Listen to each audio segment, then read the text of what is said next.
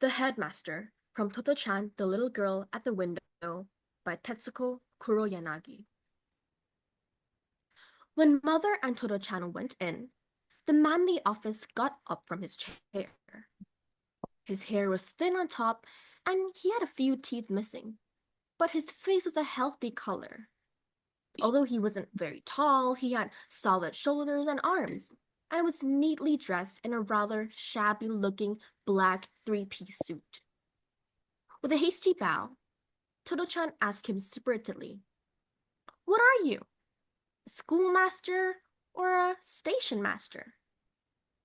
Mother was embarrassed. But before she had time to explain, he laughed and replied, "I'm the headmaster of the school." Totto-Chan was delighted. "Oh, I was so glad," she said, "because I want to ask you a favor.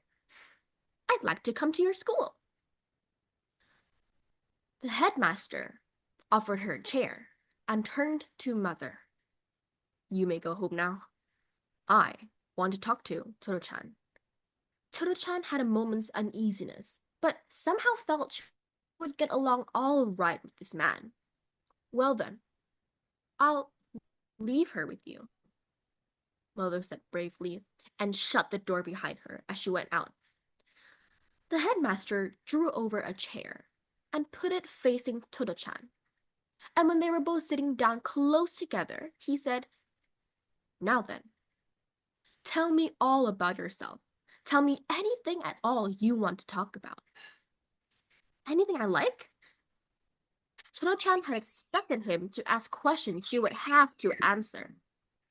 But he said she could talk about anything she wanted. So she was so happy, she began straight away. It was all a bit higgly-piggly, but she talked for all she was worth.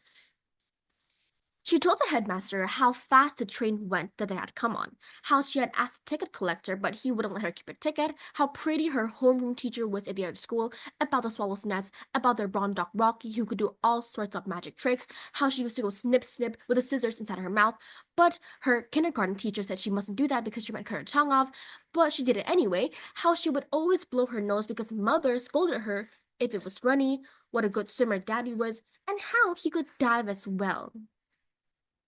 She went rambling on and on. The headmaster would laugh, nod, and say, "And then?" And Totto-Chan was so happy she kept right on talking. But finally, she ran out of things to say.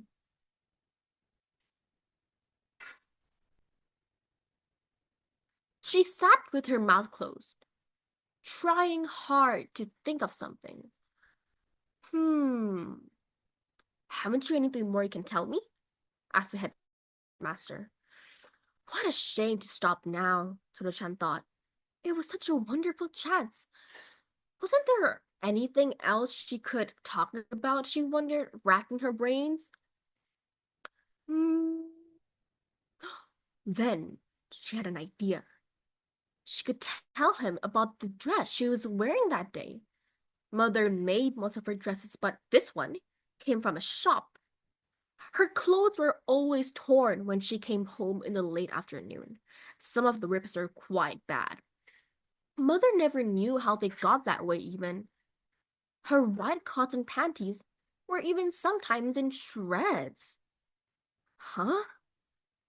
She explained to the headmaster that they got torn when she crossed other people's gardens by crawling under their fences, and when she burrowed under the barbed wire around vacant lots. So this morning, she said, when she was getting dressed to come here, all the nice dresses Mother had made were torn. So she had to wear one Mother had bought. It had small, dark red and gray checks and was made of jersey. And it wasn't bad, but Mother thought the flowers embroidered on the collar were in bad taste. "Mother doesn't like the collar," said Totto-Chan, holding it up for the headmaster to see. After that, she could think of nothing more to say, no matter how hard she tried. It made her rather sad.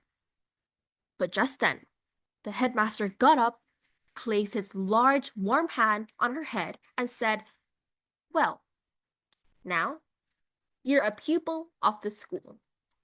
Those were his very words. And at that moment, Totto-Chan felt she had met someone she really, really liked for the very first time in her life. Thank you.